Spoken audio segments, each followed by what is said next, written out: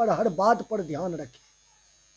यदि गलत करते हैं माँ, गलत करते हैं पिता, तो उस पुत्र को चाहिए कि तत्क्षण तुरंत अपने पिता को रोके, अपनी माँ को रोके।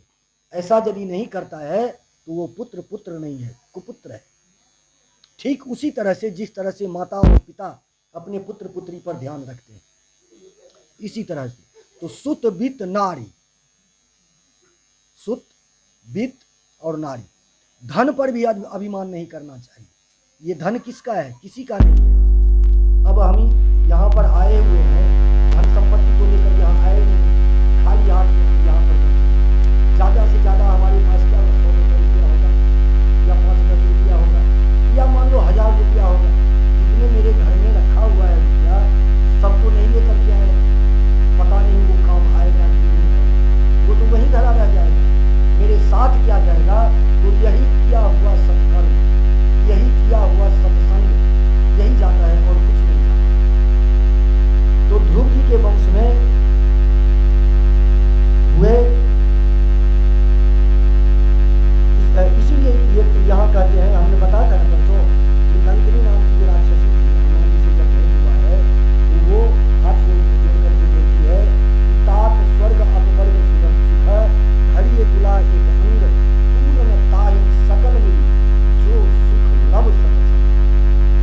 हे तात, हे हनुमान जी, यदि एक क्षण का भी संत का संग हो जाए, सत्य का संग हो जाए, भगवान नाम कीर्तन का अवसर मिल जाए, तो 1000 वर्ष की जो तपस्या है उसकी बराबरी वो एक क्षण का सत्संग करता है। तो सत्संग कब होता है? जब हम इसमें आएंगे तब होता है। सत्य का ही संग है सत्संग। तो यहाँ पर ध्रुव जी के पुत्र हुए हैं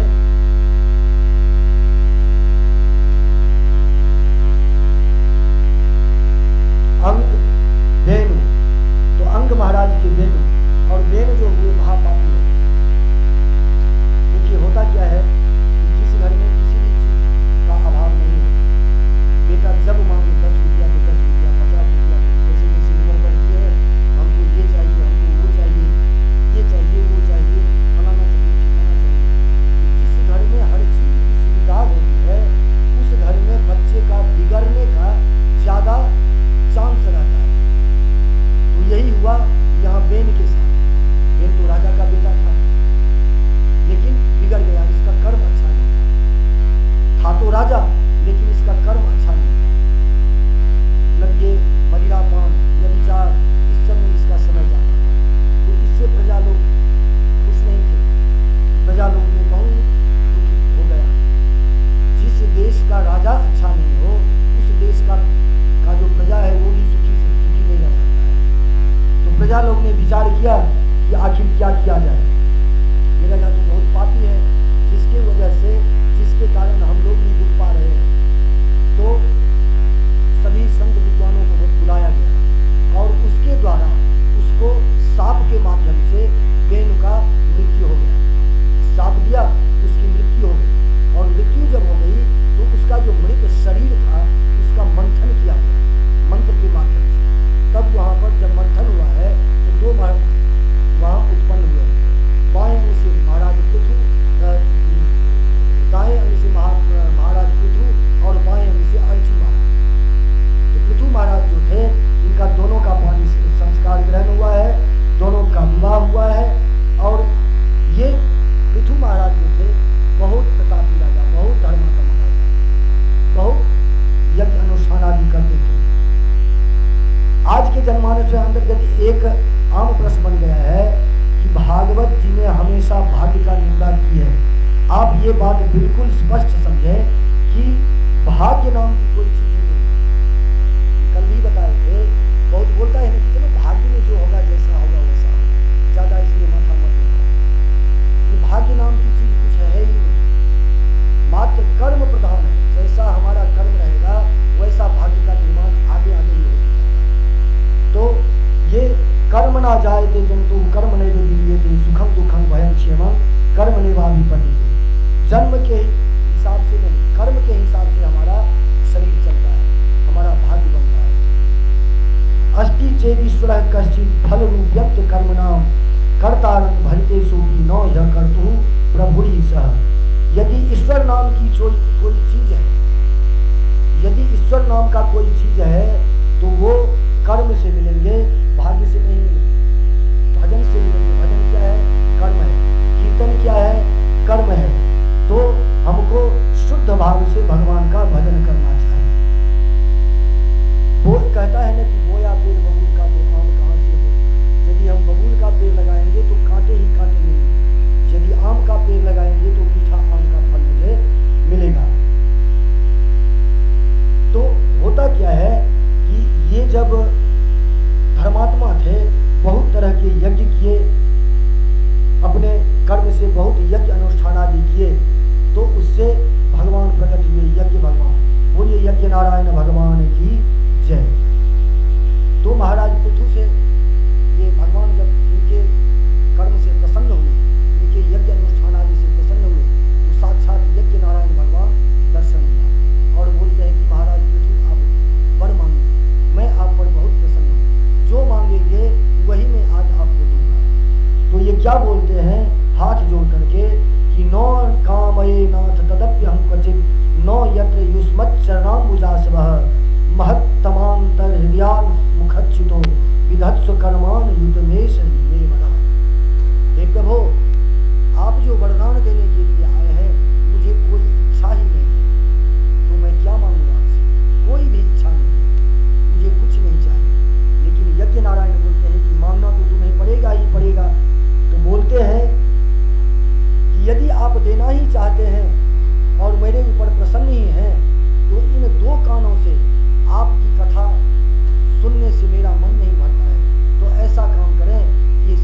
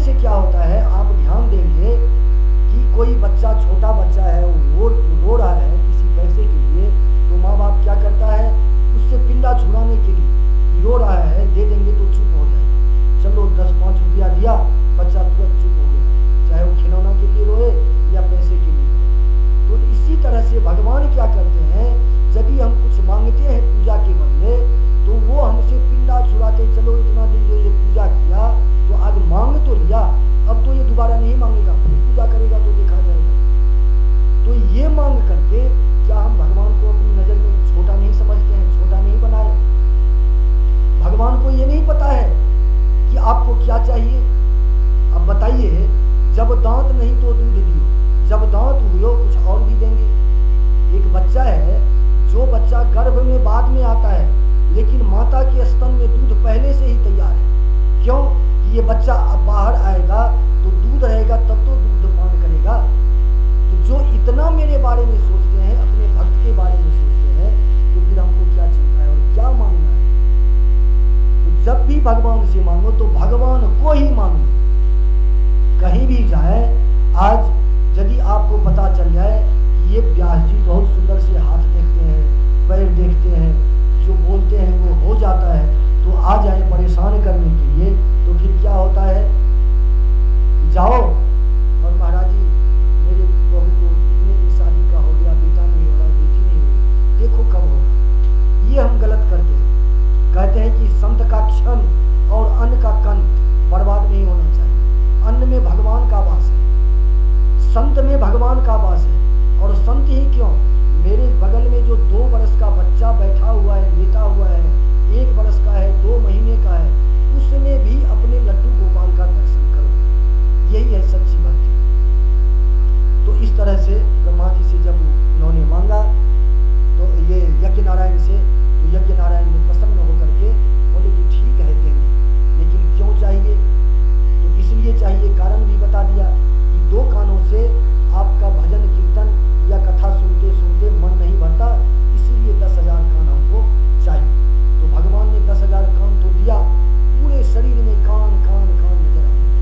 तो भगवान सभी कान को समेट करके 2 कान में ही वो उस 10,000 कान की शक्ति प्रदान कर। तो ऐसे भी भगत होते हैं। उनके पुत्र हुए हविर्धान, हविर्धान के पुत्र प्राचीन बरही। प्राचीन बरही का प्रसंग इसमें, हविर्धान का बेटा प्राचीन बरही, उन प्राचीन बरही के जीवन में बहुत यज्ञ की, और इसी तरह से यज्ञ करके प्राचीन बरही जो है, देखिए हम लोग करते क्या है, पूजा तो करते हैं, लेकिन पूजा का नियम हमको पता नहीं। उसमें क्या होता है कि अनजाने में अपराध भी हमसे बहुत हो जाते हैं। तो इनको, प्राचीन बरही को, दानी तो बहुत थे, पूजा पाठ तो बहुत करते थे, लेकिन बकरे का बलि देते थे, घोड़े का बलि देते थे, और बलि दे करके यज्ञ करते थे। बहुत सारा यज्ञ हुआ। एक दिन नारद जी आए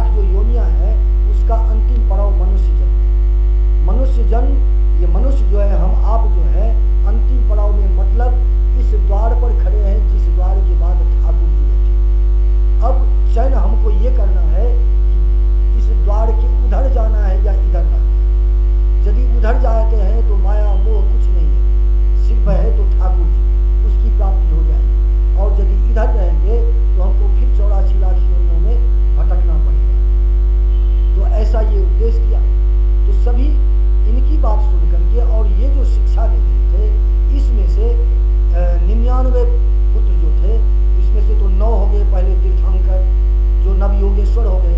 वही बाद में राजा जनक जी को जाकर के फिर नव योगेश्वर संवाद हुआ है राजा जनक जी को, वहाँ पर जाकर के उनको दिए हैं, सत्संग किए हैं। और एक जो ये भरत जो है ये अपने पिताजी का बात सुन करके ये अपना कीर्तन भजन में लग गए, राजपाट में लग गए। और ये ऋषभदेव जी जो महाराज जी थे, इसमें से बड़े बेटे को राजगद्दी दे करके भरत जी को और चले गए जंगल में गए। एक दिन एक गांव के बगल में एक सरोवर था, एक मंदिर था, वहां पर गए, स्नान किए, पूजा पाठ किए और भगवान की जप में लगे। उस गांव में एक व्यक्ति का एक पुत्र था, एक ही पुत्र था जो मर गए थे। तो ऋषभदेव जी के बारे में इनको पता लगा कि एक बहुत सुयोग्य महात्मा आए हैं, 4-5 दिन हो गया इस अमुक मंदिर पर है। तो ये रोता रोता गया, बेटा का लाश पड़ा हुआ है, रोता रोता गया कि प्रभु ऐसी ऐसी बात। महात्मा को ऋषभदेव जी को दया आ गई, थोड़ी सी मिट्टी उठा करके दी वहां से, बोले कि जाओ लगा देना, ठीक हो गया। हुआ।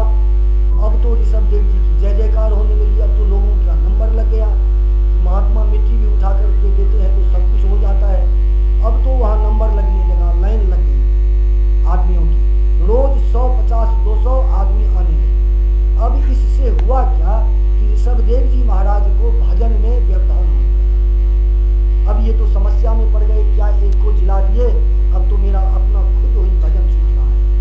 तो अंतिम में इसको एक उपाय सूझी इनको ऋषभदेव जी को, एक इतना सा पत्थर लिया और मुंह में रख लिया, बोलना ही बंद। अब जब कोई आता उनके पास करते, चलो ये गुमराह हो गया, फिर भी लोग नहीं मानते थे। तब जाकर के ये पागलों की तरह रहने लगे, वहीं पर मलमूत्र त्याग करते और उसी पर रहते, लेकिन भगवान नाम स्मरण होता था। ऐसा क्यों किए कि लोगों से पिंडा छूटे, लोगों का पीछा छूटे, इसलिए कर रहे थे। तो कुछ दिन के बाद जब लोग सब आना शुरू किए तो देखे कि ये तो मलमूत्र त्याग करते हैं, उसी पर सोए रहते हैं, ये तो पापी महात्मा है, इसके पास कौन जाएगा। भगवान बोले ऋषभदेव जी बोले चलो भाई, इससे भी तो कम से कम लोगों से पिंडा छूटा। उसके बाद ये भजन करते करते अपने काम में लगे। उसके बाद ये भरत जी, ये भी इनका भी अपना समय आया, पूरा हुआ, ये भी चले भरत जी अपना भजन करने के लिए। भजन करने के लिए कहाँ गए तो नेपाल में गंडकी नदी है, वहां पर गंडकी नदी के किनारे भरत जी तपस्या करने लगे भगवान की तपस्या करते करते करते करते बहुत दिन हो गया।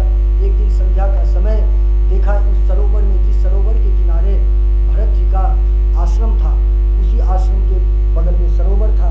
उस सरोवर में देखे कि गर्भिणी हिरनी पानी पीने के लिए आई, पानी पीना शुरू ही किया था कि पीछे से एक शेर ने दहाड़ लगाया। शेर के भय से वो हिरनी जो गर्भिणी थी, उसके गर्भ में बच्चा था, छलांग लगा दिया सरोवर में। छलांग लगाने की देर थी, गर्भ से बाहर निकल गया बच्चा तैरने लगा। कुछ ही दूर जाने के बाद हिरनी छटपटा करके मर गई। ये सब हो रहा था राजा ये भरत जी के आंख के सामने। अब ये देखा हिरनी तो मर गई, अब बेचारा वो नवजात शिशु है, इसकी रक्षा करना परम धर्म है, इसकी रक्षा करो। ये बात यहाँ तक सोचा, ठीक सोचा। अब कोई जीव कोई भी हो, चाहे एक कुत्ता ही क्यों न हो, हमारे सामने यदि छटपटा रहा है, उसकी सहायता कीजिए, उसको ऐसी जगह उठा करके रख दीजिए कि उसकी रक्षा हो जाए। उसको घर मत ले आइए, घर में मत रखिए, उससे मोह मत कीजिए। लेकिन भरत जी ने क्या किया, उठा करके लाया, ठंडा का समय उसका पोछन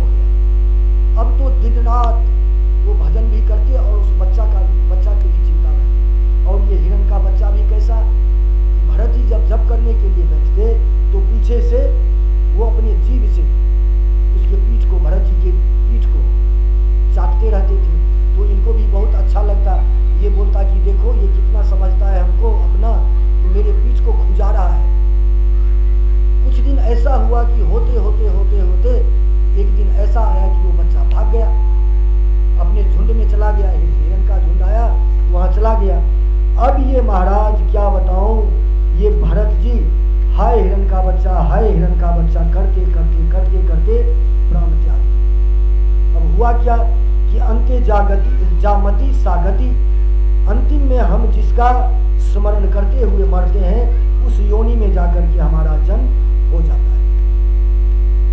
चाहे जिस योनि में जाए, मरते समय बोलते हैं ना कि ये जब आदमी मरता है, चाहे स्त्री हो या पुरुष हो, तो एक वो कलश टांगा जाता है, उसके नीचे बालू दिया जाता है। मान्यता ऐसी है कि उसमें निशान बन जाता है कि इस योनि में गया है। लेकिन ये सब कुछ नहीं है। जैसा हमारा कर्म रहेगा वैसा हमको फल मिलेगा। तो इनको अंते जागत मति सागति, मति में तो थी मरते मरते दम तक कि हिरण, हा हिरण का बच्चा, हा हिरण का बच्चा। तो ऐसा हुआ कि दूसरे जन्म में उसको हिरण का जन्म हुआ, हिरण के रूप में। लेकिन इनका पूर्व जन्म का ऐसा किया हुआ था भजन की शक्ति, भजन में ऐसी शक्ति होती है कि पूर्व जन्म की बात भी उन्हें याद थी। अब ये क्या किए, भजन तो करते थे, लेकिन जब एक दिन जब उस आश्रम पर आया, उसको जब प्यास लगी उस हिरण को, तो सरोवर में पानी पिया और आया कि कहीं बैठ करके थोड़ा विश्राम कर लें। तो देखा कि एक आश्रम है। उस आश्रम पर जब वो हिरण का बच्चा आया तो उसको पूरा याद आ गया पिछले जन्म कि यही मेरा कुटिया है, यही मेरा आश्रम है, मैं पिछले जन्म में भरत था, मेरी गति ये हो गई, एक हिरण की बत्ती से वो हो गया था, तो मेरा जन्म हिरण में हो गया, तो अब इस शरीर से मैं भजन कैसे करूं। लेकिन अब उस दिन से ये हिरण का बच्चा, वो हिरण जो था, खाना पीना त्याग करके उसी कुटिया में बैठा रहता। कुछ दिन के बाद उसका भी प्राणांत हुआ। अब तीसरे जन्म में फिर ये एक ब्राह्मण के अग्निहोत्र ब्राह्मण के घर में इनका जन्म होता है। पहले भी ब्राह्मण के ही घर जन्म हुआ था, दूसरा जन्म इसका जानवर में हो गया हिरण के रूप में, तीसरा जन्म भी इनका ब्राह्मण के घर में ही हुआ। लेकिन ऐसा हुआ कि पूर्व जन्म की सभी बातें याद है। अब जब पिता, ये बच्चा जब बड़ा हुआ तो इनको शिक्षा देने लगे, पढ़ाने लगे, और इनको तो सारा कंठस्थ है, सब कुछ याद है।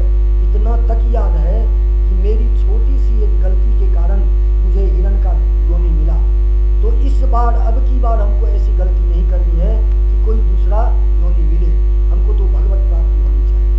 भगवान के भजन में लगे रहते थे। एक दिन इनके पिताजी बुलाए और बोले कि बेटा, गायत्री का मंत्र याद है? याद तो इनको सब कुछ है। बोले नहीं याद है, तो लिख करके दिए। जब पिताजी की आज्ञा है तो क्या करेंगे, लिख करके दिए, तुरंत सुना दिए। अभी ये मन में सोचने लगे कि आज गायत्री का मंत्र सुना दो, कल ये सुनाओ, कल वो सुनाओ। ऐसे करते करते पिताजी तो पौरोहित्य का काम करते हैं, अब कल से वो लगा देंगे इस कर्म में, तब तो मेरा काम हो गया। मैं जो सोच करके इतना जो किया सारा मेरा बर्बाद हो जाएगा। तो ऐसा कुछ नहीं करते थे, एकदम पागलों की तरह रहते थे। काम काज घर में कुछ नहीं करते, जो कुछ भी मिल जाता था वो भोजन करते और गांव से निकल जाते, घर से निकल जाते, भगवान नाम का स्मरण करते रहते। तो इनका नाम रख दिया जर। जर मतलब होता है पागल, जर मतलब मूर्ख। पता नहीं ये कितना जड़ हो गया है। तो जड़ मतलब मूर्ख, बधिर। तो ये जड़ भरत इनका नाम पड़ गया। ये भाई थे दो, इनके बड़े भाई जो थे, इनकी शादी हो गई थी, इनके बच्चे भी थे और ये गृहस्थी करते थे। पिताजी तो अपना पूजा पाठ करके आते थे, करा करके जो कुछ कमाता था लाते थे, और इनके बड़े भाई जो थे खेती गृहस्थी का काम करते थे। इनकी भाभी बड़ी दुष्टा थी। भाभी को, हर घर में भाभी एक ही जैसी नहीं होती है कि भाभी के लिए देवर क्या होता है, संतान की तरह होता है। ठीक उसी तरह से उस देवर को भी चाहिए कि अपनी भाभी को माता स्वरूप देखे, माता की दृष्टि से देखे। जिस तरह से मैं अपने माता को देखता हूँ जिस दृष्टि से, ठीक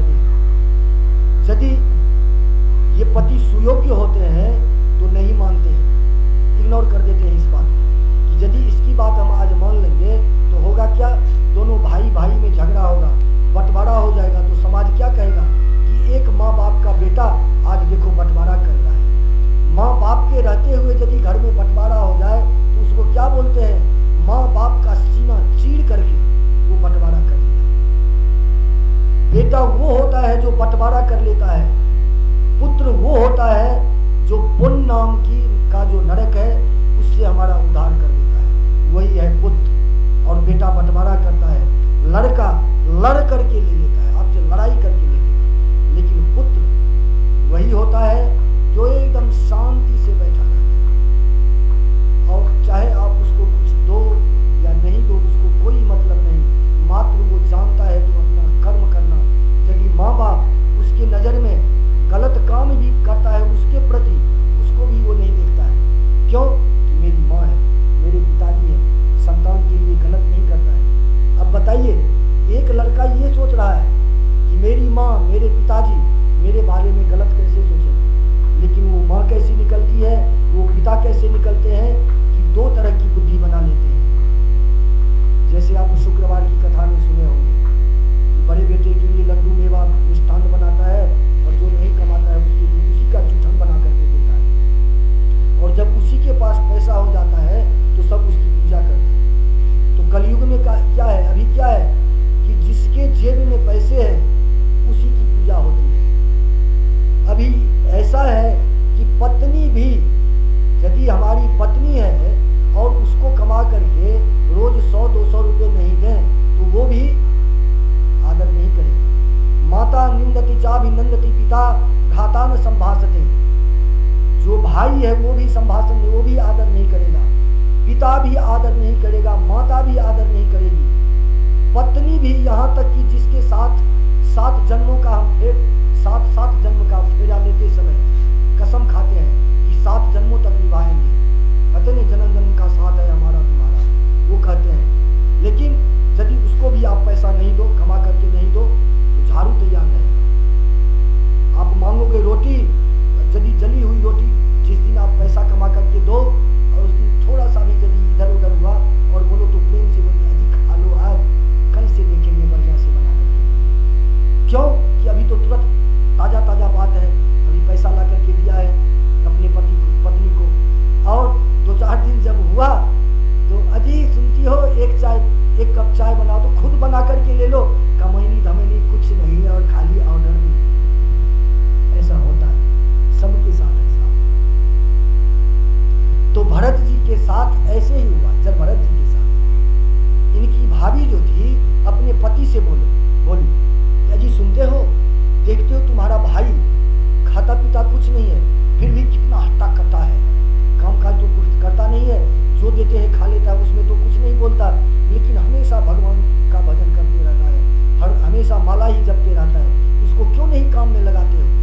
कल से इसको काम पर लगाओ, नहीं तो कल से चूल्हा चक्की बंद। जैसे ही ये भाई सुना कि चूल्हा चक्की बंद, अब तो इसको कितना ताक लग गया वही समझता होगा। भाई से बोला, लेकिन जरा भरत जी को भाई बहुत प्रेम करता था, बहुत प्यार करता था। ये प्यार से बुलाया, बोले कि भैया देखो तुम्हारी भाभी तो जानते हो इसका स्वभाव कैसा है, लेकिन अपने दोनों भाई तो हैं, तुम एक काम करो, भजन ही तो तुमको करना है, हम तुमको रोकते नहीं, तुम कल से मेरे पर चले जाओ, फलाने की बुआई है उसको चिड़िया चुनमुनी को उड़ाना। ऐसे ही हो रहा था। एक दिन गया चिड़िया चुनमुनी को उड़ाने के लिए, क्या चिड़िया चुनमुनी को उड़ाए, अपना राम जी की चिड़िया, राम जी का खेत, खा लो ये चिड़िया बड़ और बुला करके खिलाते थे। जब दोपहर को इनकी भाभी गई खाना लेकर के, तो देख रही है ये तो भजन में मस्त है और गा रहा है राम जी की चिड़िया, राम जी का खेत, खा लो ये चिड़िया भर भर पेट, ये तो सब खा रहा है, ये तो प्रेम से आंख बंद करके भजन में बैठा हुआ है। ये गुस्से में आकर के थाली पटक दी सामने और वहीं से एकदम ड्रामा करती हुई